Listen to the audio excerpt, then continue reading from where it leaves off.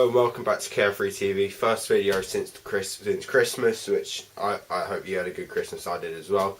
And this is going to be sort of a video which is going to not only review the West Ham game. I didn't get time to do it because, as you know, if you watch my Stoke review, I wasn't feeling too good. I was actually not well over Christmas, so I couldn't be asked to do off West Ham. And also going to preview the Southampton game. So the West Ham game, I felt it was actually one of our best performances of the season, especially against an informed side. To go and beat them 2-0 at home with, I think don't think they had a shot on target. That's impressive, and that's that just shows how big a gap there is now. I think emerging from the top two, which is Chelsea and City, and sort of third and fourth and fifth and stuff. And I don't like the Premier League becoming a two-horse race, but as long as we're in that, I don't really mind. And obviously, we went 1-0 up. Diego's header was from the corner, was going in towards the bottom corner, and JT knocked it in, which is his second goal in 2 games. You know, he just scores goals, and I would admittedly, I thought this season he would slowly start to drop out the team, a bit like what happened to Frank Lampard last year, and eventually Kurt Zuma or someone would start to emerge and take his place. But he's proved me wrong completely. He's been world class this season, and I think I think when he does go, he'll be a massive loss because he can't go on forever. He's 34. I reckon he's got about 1 or 2 more years left in him. Then obviously one of the talking points was whether Ivanovic dived or not, and this is where I'm going to put this. I thought this was a good time for everyone to see that it doesn't have to be a dive or a penalty, if that makes sense. When you're in the box and you're going to, there's contact there, and it does trip Ivanovic up. And obviously when you're in the box, you're at pace, you can get tripped up relatively easily, plus with a slippy surface, so you can make loads of excuses up like that. So in saying that, maybe, but then again, it wasn't that bad a foul, if that makes sense. 2 people can come together in the box, one of them fall over, and then it just be sort of, then don't give it. Then it doesn't have to be a penalty. It's not a yellow card for diving. I don't know why Andy Carroll was getting so annoyed about it. And I think the referee, even though the refereeing this season has been utter dog shit, across the Premier League, I felt that's one of the better decisions not to book Ivanovic and not to give the penalty. But apart from that, we still had total domination, and it was just so comfortable the whole time. And then obviously Nemanja Matic, I got him on the back of my Christmas present, and the reason why is because he has been superb this season, and he won the ball in the midfield like he was doing the whole entire game, played into Hazard, had into Costa, because they're loads to do, 3 players to beat, fake shot, bang, bottom corner, top of the league. And that's just, how clinical we are this year. We would not have won that game last year. No way. We didn't, did we? Adrian, again, he's had 2 fantastic games against us, but last year we couldn't get the killer finish, and we're looking so good. And what's even better about this team, we can get better than that, personally. I think Hazard and Oscar, I've said this for a while, those 2, they're not there yet, are they? You watch some of their games and they do something, you're just like, wow, that's world class, and then you sort of see a few errors in them. They're not the finished article.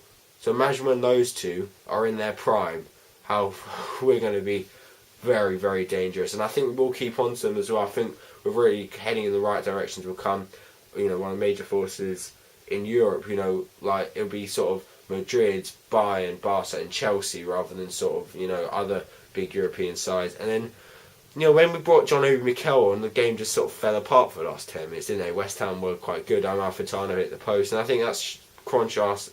I've given Mikel some praise in recent games.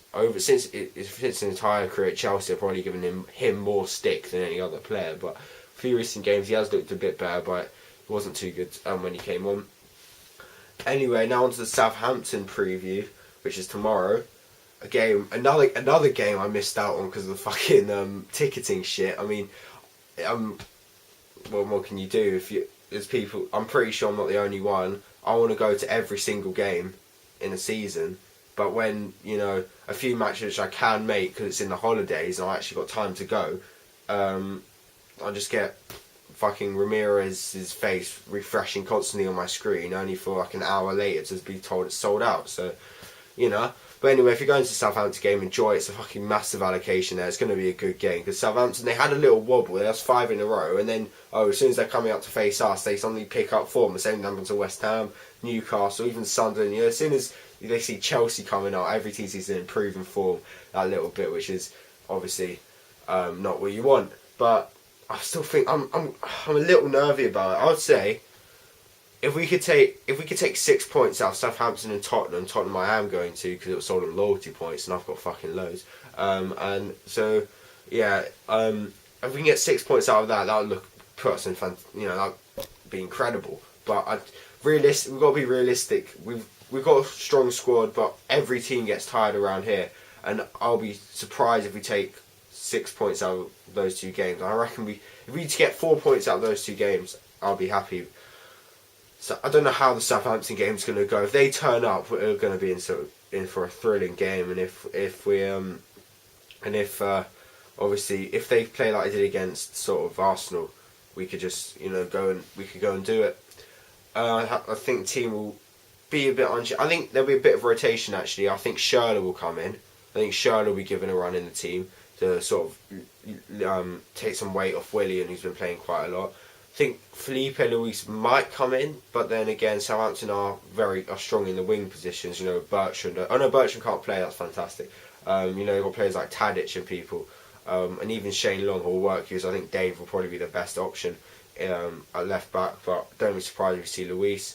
I think it'll be virtually unchanged. We have to leave Matic in there, of course, and I think Diego, I don't know, he's not really scored much away, has he? He's done virtually every home game he's scored, but away from home, he's been, his form hasn't been quite, the goals haven't been flowing quite as he would like, and I feel that, so I think maybe Drogba or Remy could possibly be used. I think Oscar might be rested, maybe Cesc comes into midfield, Mikel goes back. It's very flexible. I think Ramirez might even get a game in there, because I think Mourinho will, respect Southampton for what they've done and how well they've played recently. So I think that it should be a tough game. I reckon.